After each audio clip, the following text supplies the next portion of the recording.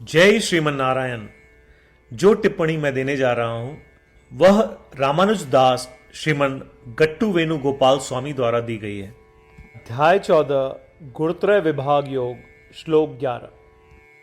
सर्वद्वारेषु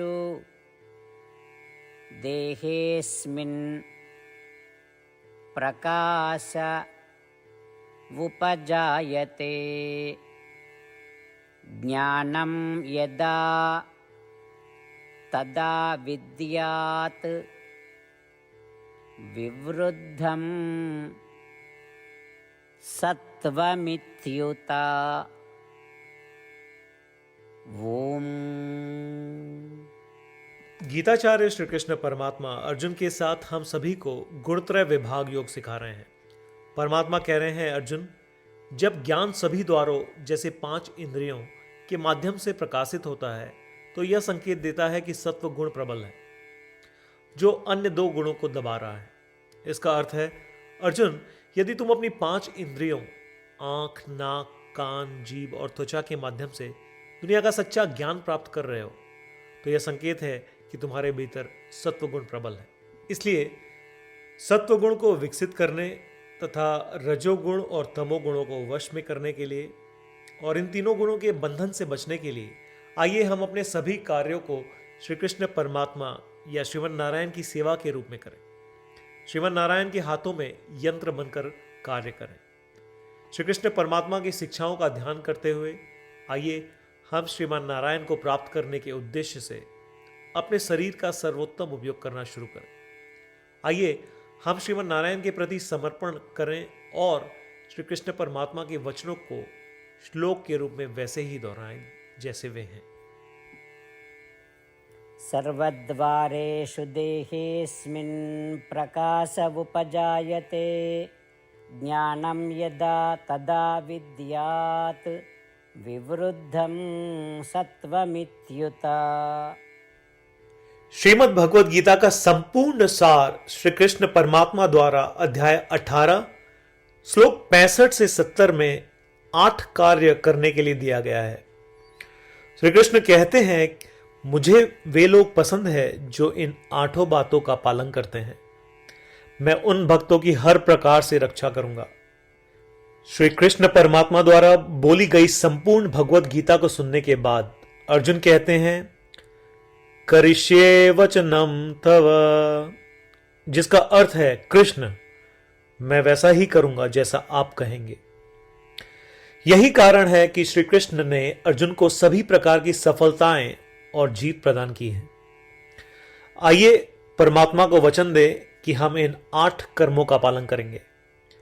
ऐसी कोई पूजा, तप या यज्ञ नहीं है जो परमात्मा को यह शब्द देने से बढ़कर हो। मैं कहूंगा कि ये 8 प्रतिज्ञाएं हमें करनी चाहिए। कृपया आप सभी इन्हें अपने दिल और दिमाग में सोचें।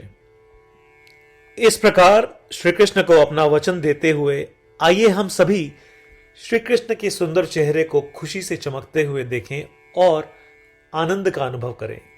जय श्रीमन नारायण। ये है हमारे 8 वचन। हमारा पहला वचन, हे श्रीमन नारायण, जैसा आपने निर्देश दिया मैं हमेशा आपका ध्यान करूंगा और आपके बारे में सोचूंगा। हमारा दूसरा वचन, हे श्रीमन नारायण, जैसा कि आपने सलाह दी मैं हमेशा आपका भक्त रहूंगा। हमारा तीसरा वचन, हे श्रीमन नारायण, मैं अपने सभी कार्य आपकी सेवा के रूप में और आपकी संतुष्टि के लिए करूंगा। हमारा चौथा वचन, हे श्रीमन नारायण, जैसा कि आपने अनुसरण करने के लिए कहा था, मुझे पूरा विश्वास है कि मैं आपका हूं और मैं हमेशा अपने हाथ जोड़ूंगा और आपको नमस्कार करूंगा। हमारा पांचवा वचन, हे श्रीमन नारायण, मुझे आपके शब्द मामेकम शरणम व्रज याद आते हैं जो आपने सिर्फ और सिर्फ आपको ही समर्पण करने को कहा था।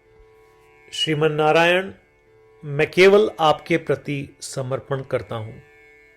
हमारा छठा वचन, हे श्रीमन नारायण, मुझे आपके शब्द मां शुचः याद आते हैं कि आप हमें शोक न करने का आश्वासन दे रहे हैं। मैं अब शोक नहीं करूंगा। हमारा 7वां वचन। हे श्रीमन नारायण, आपने हमारे लिए श्रीमद् भगवत गीता देकर हम सभी पर कृपा की है और आशीर्वाद दिया है।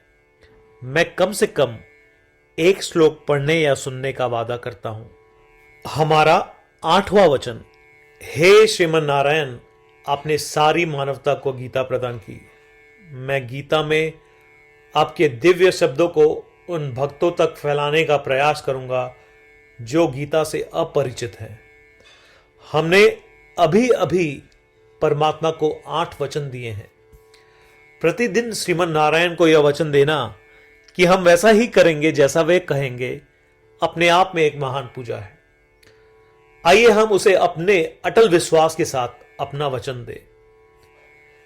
श्रीमन नारायण करिष्ये वचनम तव, जिसका अर्थ है, श्रीमन नारायण, मैं आपके निर्देशों के अनुसार कार्य करूंगा।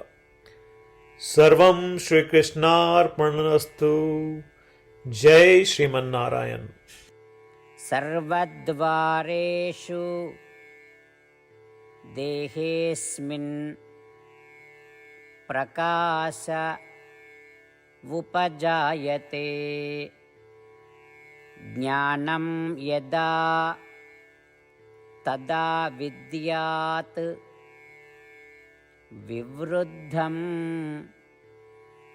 सत्वमित्युता। ओम। सर्वद्वारेषु देहेऽस्मिन् प्रकाश उपजायते।